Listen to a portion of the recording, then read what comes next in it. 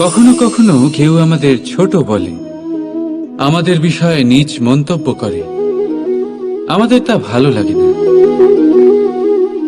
আমরা সেটা অপমান মনে করি, নিরাশ হয়ে যাই, অসুস্থ হয়ে পড়ি।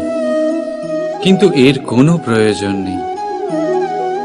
এবার আমাকেই দেখুন, কেউ আমাকে মুরলীধর বলে ডাকে, আবার কেউ আমাকে বলে ছলবাজ, কেউ আমাকে নন্দের আনন্দ বলে, আবার কেউ আমাকে মাখন চোর। এবারে বলুন, আমার নামের সামনে চোর বসিয়ে দিলে আপনার প্রেম কি আমার জন্য কমে যাবে? এটাই আমি বোঝাতে চাই। কারোর কিছু বলে দেওয়াতে সেই প্রেমের কোনো ক্ষতি হয় না, কারণ আপনার প্রেম আমার প্রতি আছে আমার স্বভাবের জন্য, আমার কর্মের জন্য, আমার ব্যক্তিত্বের কারণে। তাই মনে রাখবেন, জীবনে কেবল কর্মের উপরে মন দিন, সেই নামের উপরে নয় যা লোকে আপনাকে দিয়েছে, কারণ এই কর্ম এটাই গুরুত্বপূর্ণ। ব্যর্থ হচ্ছে এই নাম। রাধা রাধা। এই হলো তলোয়ার, সবকিছু কাটতে পারে, এতটা ধার আছে এতে। শত্রুর বিনাশ করতে সক্ষম, আর অন্যদিকে এই ঢাল যে কোনো প্রহার সহ্য করতে সক্ষম। শত্রুর থেকে রক্ষার ঢাল, সুরক্ষার দেওয়াল এটা। এই দুইয়েরই কাজ আলাদা, এই দুইয়ের উদ্দেশ্যও আলাদা, কিন্তু এই দুইয়ের মূল সেই একই। দুটোই তৈরি লোহা দিয়ে, লোহার অংশ দিয়ে তৈরি এই তলোয়ার, লোহার অংশ দিয়ে তৈরি এই ঢাল। তলোয়ারের প্রধান কাজ হলো প্রহার, ঢালের কাজ হলো বাঁচানো। পার্থক্য কোথায়? পার্থক্য কেবল চিন্তাধারায়। চিন্তাধারা, এই চিন্তাধারাই তাই যা সত্য হয়ে সামনে আসে। কোনো বস্তু কোনো মানুষকে সুখী করতে পারে না, কিন্তু চিন্তাধারা মানুষের ব্যক্তিত্ব তৈরি করে।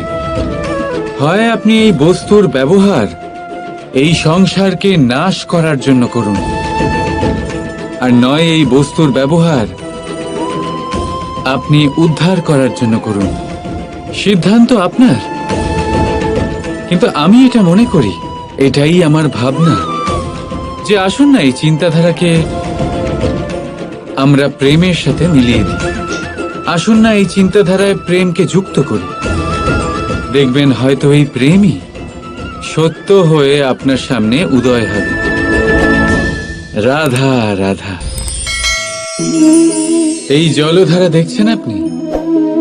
এই ধারাকে সাগরের সাথে মিশে যেতে হলে ওপর থেকে নিচে বইতেই হবে। যে জল নিচের দিকে বইতে চায় না, ওপরে উঠতে চায়, সে বাষ্প হয়ে নিজের অস্তিত্বই হারিয়ে ফেলে। ঠিক সেইভাবেই যে এই জল পান করার ইচ্ছে প্রকাশ করে, তাকে নিজের মাথা নত করে নিজের দু হাত পেতে সেই জল পান করতে হবে। যে মাথা নত না করে এই জল পান করতে চায়, তাকে তৃষ্ণার্ত হয়েই ফিরতে হবে।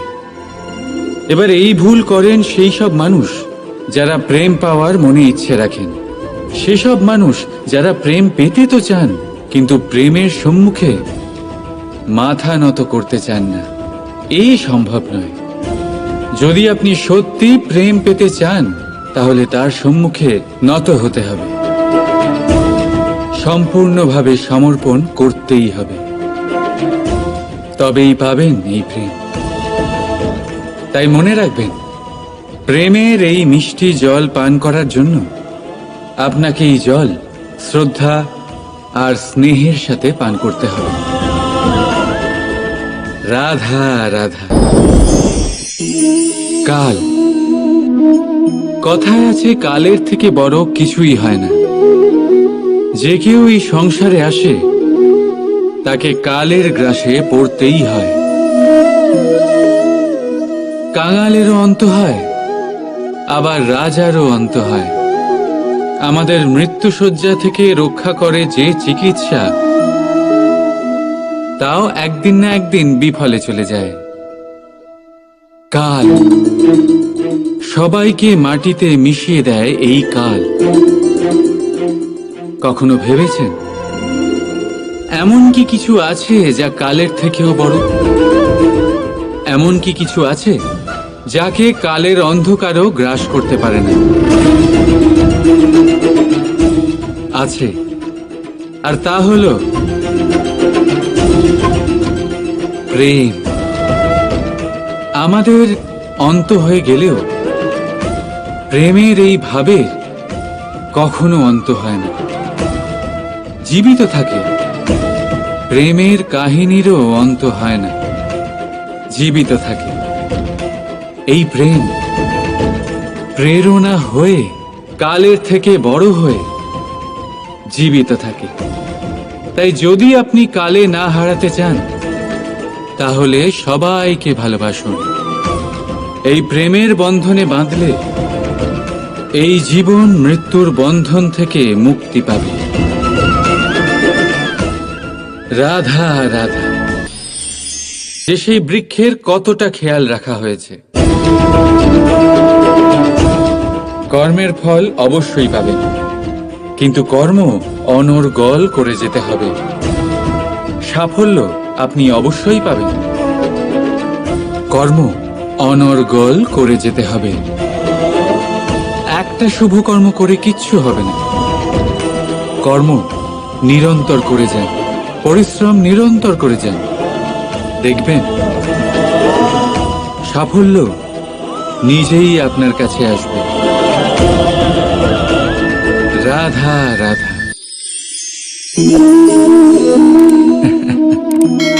ঘাসের কণা কত ছোট, কত হালকা, এত অবলা যে একে নিয়ে বাগধারা হয়। কিন্তু ভাবুন, যদি এই ঘাসের কণা হাওয়ায় উড়ে এসে আপনার চোখে পড়ে, ভয়ঙ্কর কষ্ট হবে আপনার চোখে। ভাবুন, যদি এই কণা আগুনের ফুলকি হয়ে জ্বলে ওঠে, সমস্ত জঙ্গল পুড়িয়ে ছারখার করতে পারে। এই ছোট ঘাসের কণা। তাই মনে রাখবেন, জীবনে কারোর আকার দিয়ে বিচার করবেন না, আর কখনো নিজের ছোট হওয়া নিয়ে কষ্ট পাবেন না। কারণ ছোট অস্তিত্ব সময় হলে বড় বড় অস্তিত্বকে সমাপ্ত করে দিতে পারে। তাই নিজের থেকে বড়দের সামনে কখনো নিজেকে ছোট মনে করবেন না, আর নিজের থেকে দুর্বলদের কখনো অপমান করবেন না। যে যেমনই হোক, সে তেমনই সুন্দর। এই রচনার সম্মান করতে শিখুন। রাধা রাধা। জপের এই মালা আপনি অনেকের কাছেই দেখে থাকবেন।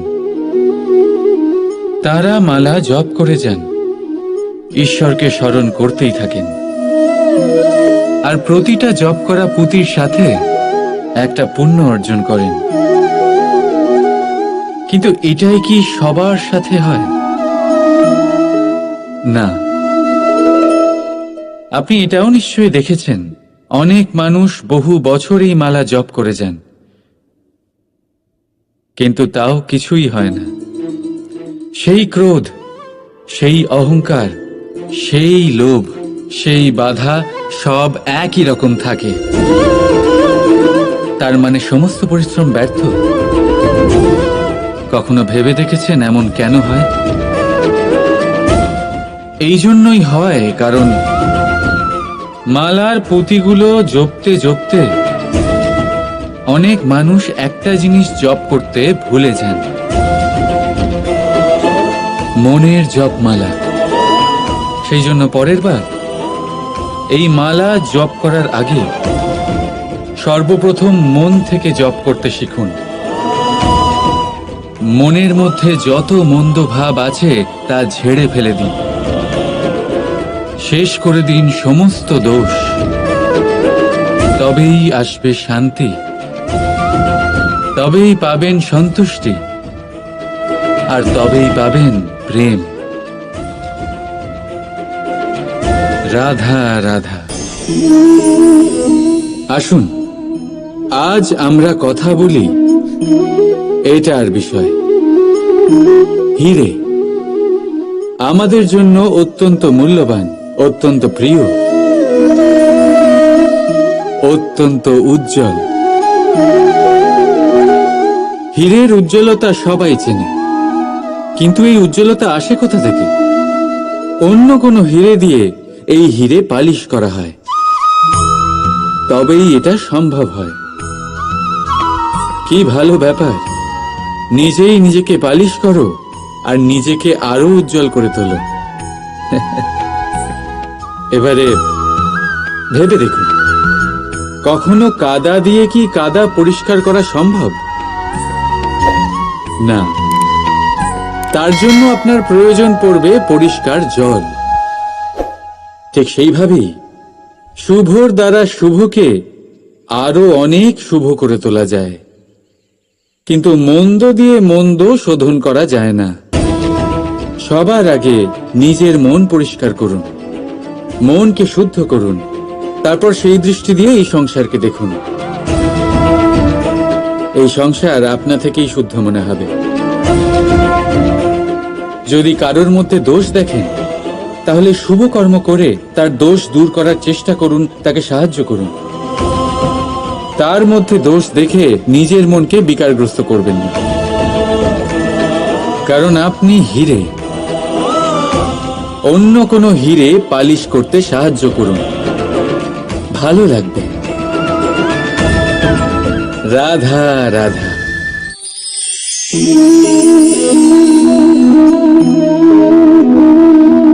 এই শিলা দেখতে পাচ্ছেন আপনি? এটা সেই শিলা যা আপনারা মন্দিরে দেখতে পান, যার সম্মুখে আপনারা মাথা নত করেন, হাত জোর করে প্রণাম করেন, প্রার্থনা করেন, নিজের জন্য শুভ কামনা করেন। এবারে ভাবুন, এই শিলা কি দিয়ে তৈরি? পাথরের এক খণ্ড দিয়ে, এক সাধারণ পাথরের খণ্ড। এবার যদি এই পাথরের খণ্ড আপনি অন্য কোথাও দেখেন, তাহলে কি করবেন? পদাঘাত করবেন। সেই পাথরের আপনার কাছে কোনো মাহাত্ম্য নেই। এখন এইটাই মানুষের সাথেও হয়ে থাকে। আপনি হয় সংসারে সম্মান পাবেন, নয় পদাঘাত পাবেন, সেই সিদ্ধান্ত আপনার। যদি আপনি নিজের মধ্যে শুভ ভাবনা রাখেন, শুভ কর্ম করেন, বিপদের সংকটের সম্মুখীন হন, নিজেকে আরো শক্তিশালী করে তোলেন, সর্বদা সত্যের পথে চলেন, তাহলে দেখবেন আপনি সম্মান অবশ্যই পাবেন। নয়তো পদাঘাতের বিকল্প তো আপনার কাছে আছেই, তাই তো? রাধা রাধা। ঈশ্বর, যখনই আমরা ঈশ্বরকে স্মরণ করি, তার কাছে আমরা প্রার্থনা করি আমরা যেন সদা সুস্থ থাকি, এই সংকট থেকে, এই বিপদ থেকে আমরা যেন দূরে থাকি। কিন্তু এ ভীষণ বড় এক ভুল। এখন আপনারা ভাবছেন যে আমি কি সব বলছি। ঈশ্বরের কাছে সংকট থেকে দূরে রাখার প্রার্থনা করা, এ ভুল হয় কি করে?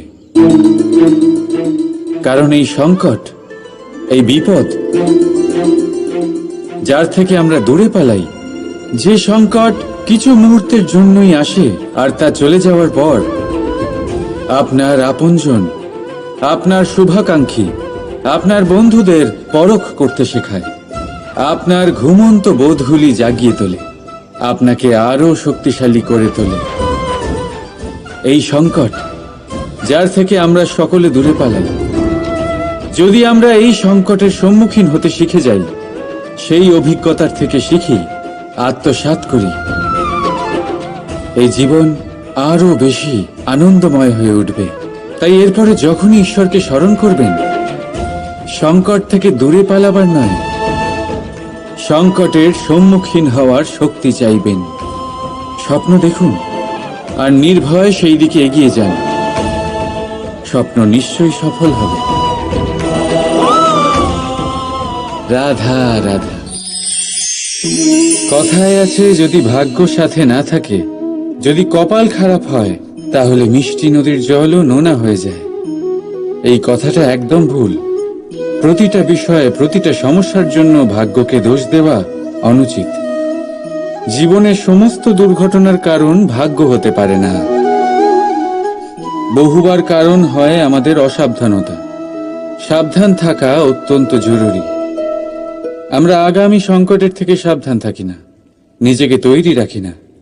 আর যখন হঠাৎ করে সংকট আমাদের সামনে প্রকট হয়, আমরা নিজেদের সামলাতে পারি না।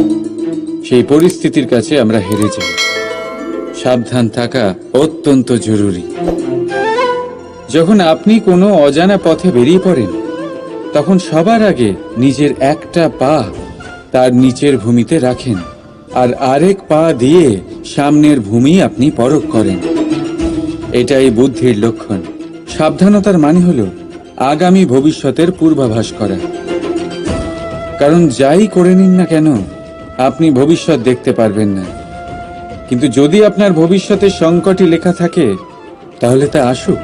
সেই সংকটের সম্মুখীন হওয়ার জন্য আপনি সাবধানতার ঢাল অবশ্যই ব্যবহার করতে পারবেন।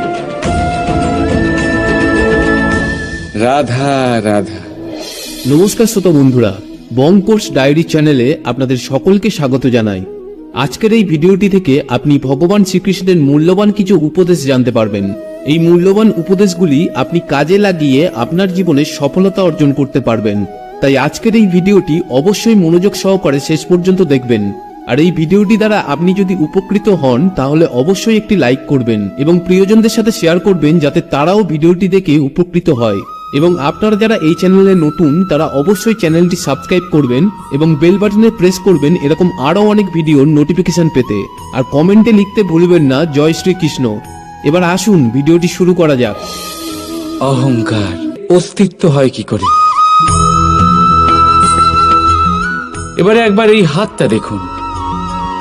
যদি এই হাতের 5 আঙ্গুল উঠে দাঁড়ায়, আশীর্বাদ। আর যদি এই হাতের 5টা আঙ্গুল একসাথে মুঠো হয়ে যায়, শক্তি। সংকটের বিরুদ্ধে ঢাল। কিন্তু এই একটা আঙ্গুল সংকটের কারণ হয়ে দাঁড়াতে পারে। এই একটা আঙ্গুল শত্রুকে আহ্বান জানায়। এবার অহংকার বলে এই শব্দটাই দেখে নিন। আমাদের থেকে আলাদা হয়ে গেলে হয় অহং। অহং অর্থাৎ ব্যক্তির মনে হয় যে সে আপনদের থেকে, নিজের বন্ধুদের এবং সঙ্গীদের থেকে, নিজের পরিবারের থেকে অনেক উপরে, অনেক শ্রেষ্ঠতর সে। কিন্তু মনে রাখবেন, এই অহংকার কোনো ব্যক্তির অস্তিত্বের বিনাশের প্রথম ধাপ। তাই ঝেড়ে ফেলে দিন এই অহংকারকে, আর বিশ্বাস করুন আমাদের ওপর। কারণ তখনই আপনি শান্তি পাবেন। আর সেই শান্তির সাথে বলে উঠবেন, রাধা রাধা। এই মুক্ত দেখতে পাচ্ছেন আপনারা? শুভ্র, সাদা, উজ্জ্বল। আর এটা এরকমই রাখার জন্য আমরা কি না করে থাকি। এটা এরকম, এই মুক্ত না ভাঙে, কারণ এটা অমূল্য। ঠিক সেই রকমই এই দুধ যাতে না কাটে, তাই আমরা এটা গরম করে রাখি। গ্রীষ্মকালে আমরা এটা শীতল জলে রেখে দিই, কারণ এটা অমূল্য। এই দুটোই বড়ই অমূল্য, তাই আমরা এগুলো সামলে রাখি। দুধ আমাদের শরীরের অনেক পুষ্টি দেয়। সেই শরীরেরই সৌন্দর্য বাড়ায় এই মুক্ত। এবার মুক্ত আর দুধের মতোই হয় আমাদের আপনজনদের মন। এটাও আমাদের সামনে রাখা উচিত। এটার রক্ষাও আমাদের করা উচিত। মিষ্টি কথা, স্নেহ আর ভালো ব্যবহারের দ্বারা এগুলি সামলে রাখুন। কারণ যেভাবে একবার দুধ কেটে গেলে তাকে আর কোনোভাবেই ঠিক করা যায় না, আর একবার যদি মুক্ত ভেঙে যায়, যাই করুন না কেন তাকে আর জোড়া দেওয়া যায় না। ঠিক সেইভাবেই একবার যদি মনে ফাটল ধরে যায়, তাকে আগের অবস্থায় ফিরিয়ে নিয়ে যাওয়া অত্যন্ত কঠিন হয়ে দাঁড়ায়। মনের মতামতে ভেদাভেদ হতেই পারে, কিন্তু মনের ভেদাভেদ হওয়া উচিত নয়।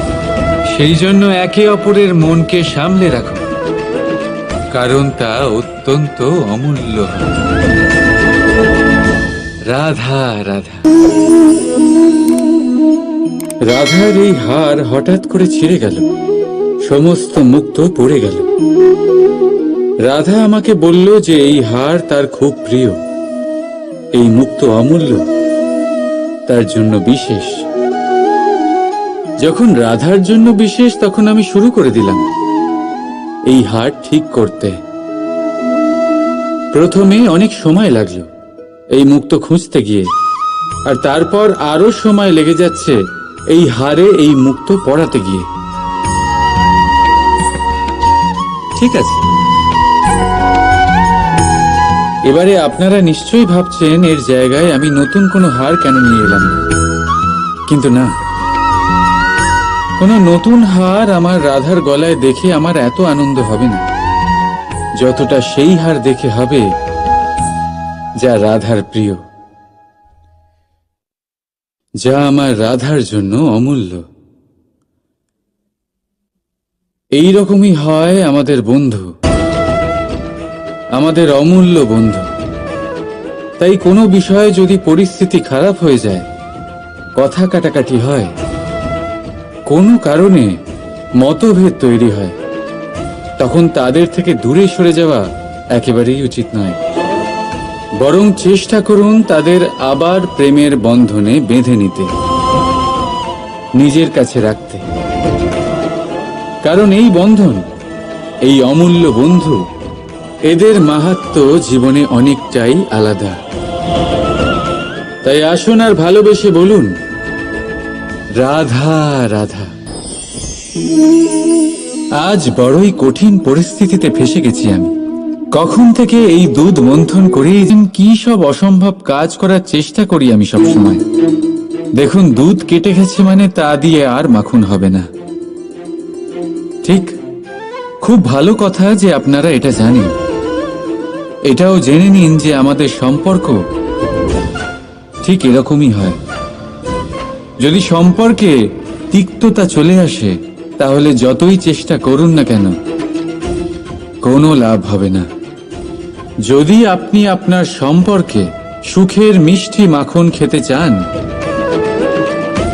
তাহলে মন রূপী দুধকে কাটতে দেবেন না। রাধা রাধা। এই বৃক্ষ দেখতে পাচ্ছেন আপনি, একদম অটল, সারা দিন কঠোর রোদে দাঁড়িয়ে থাকে, নিচে যে বসবে তাকে ছায়া দিতে। এবার যত সময় বয়ে চলে, ততই এই বৃক্ষের প্রতিটা শাখায় পাতার সাথে সাথে ফুলও ফুটতে শুরু করে, যে ফুল পরে ফলে পরিণত হয়। এবার সময়ের সাথে সাথে যখন ঋতু বদলায়, তখন এই ফল পাড়া হয়, আর কিছু ফল ঝরে যায়। পাতা ঝরার ঋতুতে পাতারাও এই গাছের সঙ্গ ছেড়ে দেয়, কিন্তু এই বৃক্ষ নিজের জায়গাতে অটল থাকে, না ফল আসার উৎসব করে, আর না পাতা ঝরে যাওয়ায় শোক পালন করে। আর সেই জন্যই আমরা বৃক্ষকে পুজো করি, কারণ এই বৃক্ষ নিজের স্থানে অটল থাকে। সেইভাবেই সুখ আর দুঃখ আমাদের জীবনের অভিন্ন অঙ্গ। সুখ আর দুঃখ সর্বদাই থাকবে। সেই জন্য কখনো জীবনে সুখ এলে অহংকারে ভরে উঠবেন না, আর না কখনো দুঃখ এলেই শোক পালন করবেন। কারণ সুখ আর দুঃখ সময়রূপী, জীবনরূপী বৃক্ষের ফল। এইগুলো আসবে আবার যাবেও, কিন্তু সুখে আর দুঃখে যে ব্যক্তি অটুট থাকবে সেই পূজনীয় হবে। রাধা।